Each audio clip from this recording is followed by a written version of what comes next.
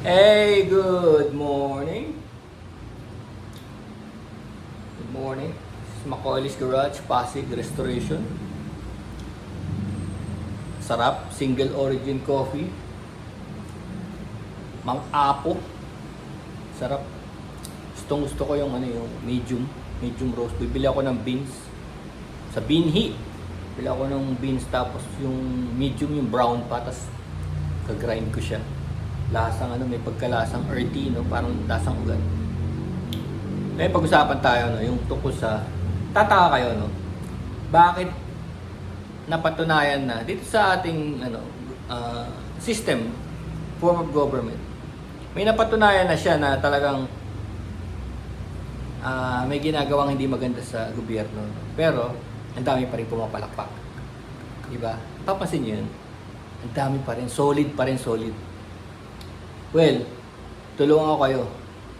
Sabi, iba, kahit sa mga pelikula, no? O kaya kahit sabihin na natin sa mga investigador, ang sinasabi nila, follow the money or show me the money. Yun ang sinasabi nila.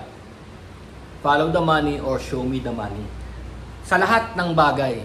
Kasi kailangan natin yan. Lalo na tayo mga Pilipino, trained tayo para yumaman agad.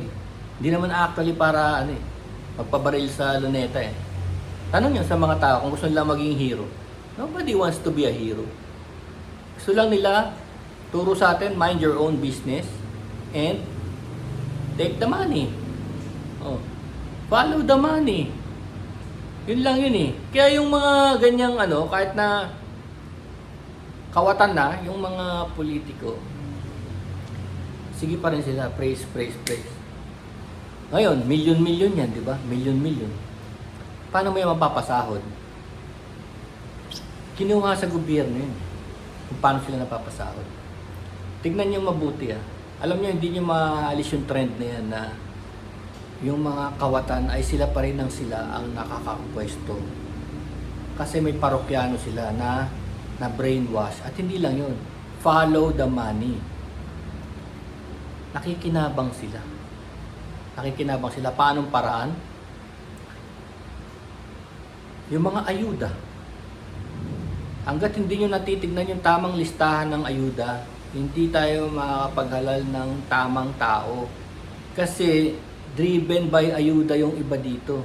Kasi yung iba dito hindi karapat-dapat tumanggap. No? Tignan nyo mabuting listahan. Minsan nakakita ko ng listahan na yan. Naglalako sila sa kalye. Ilang pages lang para doon sa area daw namin.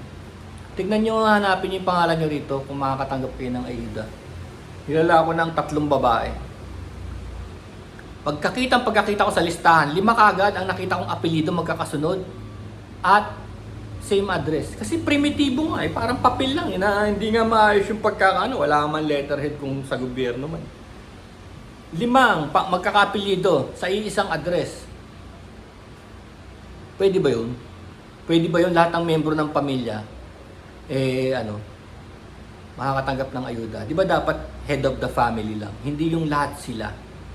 Eligible yung iba sa kanila. Sabihin na natin yung iba eligible. Yung head of the family eligible. Lahat, pati yung 21 years old na anak, 25 years old na anak, may sariling motor bago hinuhulugan, nakakakubra ng 2 ayuda sa 2 lugar. Di ba? Tignan nyo yung listahan, hanggat di nyo ma-check yung listahan, tuloy-tuloy pa rin yan.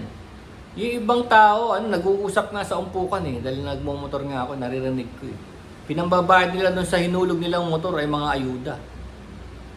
Mga ayuda sa iba-ibang lugar. No? So, ibig sabihin, na-manipulate nila yung mga ayuda na yan, na-manipulate ng iilan. Kaya tignan mo, kahit na wala kang trabaho, wala ka namang ayuda. No? Basta nakita nila, may flat screen TV kayo Yaman kayo. Ganun lang ang way nila, hindi para sa lahat.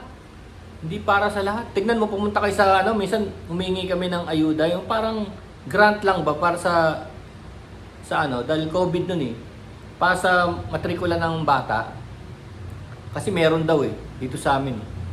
Pagpunta namin, ang tanong kagad may flat screen TV kayo. Yun lang ang gauge nila. Flat screen TV, Meron ba kayong kamag-anak sa abroad? Kasi obligasyon ng kamag-anak ko sa abroad na buhayin kami. Dahil wala bang COVID doon? May COVID din doon ah. Ganun lang kasimple yung mga diagnostics nila. Hindi actually para sa lahat. Ilan ba natanggap nyo nung panahon ng COVID no?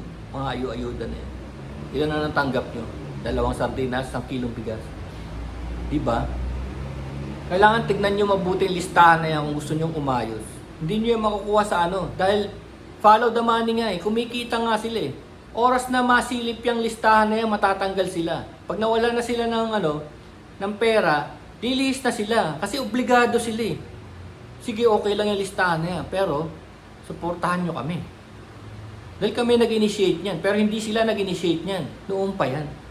Meron lang ibang mga politiko na nag-credit grabbing. Sabi niya, kami niyan. Kami nagbibigay sa inyo yan. No? Tsaka yung mga grant sa ospital, kailangan pa ng yung mga grant, nagkasakit ka, pupunta ka pipila ka pa sa opisina ng politiko na yun para sa pirma niya? Bakit?